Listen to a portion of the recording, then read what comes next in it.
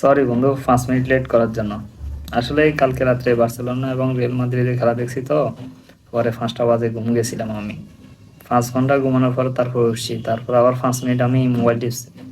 তারপর তোর সাথে কথা হলো, আমি 5টা বাজে রওনা দিছি, কিন্তু 5 মিনিট লেট হয়ে গেছে আর কি।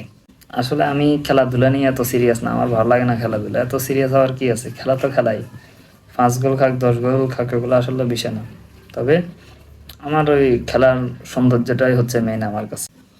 তো যাই হোক, আজকে আমাদের প্ল্যান হচ্ছে আমরা টানা 5 মিনিট, 5 মিনিট কথা বলবো এখন। 5 মিনিট কথা বলে তারপর 5 ঘন্টা টানা আমরা একসাথে হাঁটবো। কারণ আমাদের ওজন বেড়ে গেছে। আমি গত মাস থেকে এই মাসে 5 কেজি বাড়ছি, 5 কেজি বেড়ে গেছি। তো এই 5 কেজি আমাকে কমাতে হবে, ঠিক আছে? তারপরে আমরা মনে করো যে বাইরে যাবো, রেস্টুরেন্টে যাবো। তারপরে মনে করো 500 টাকার খাওয়া দাওয়া করবো, 500 টাকার।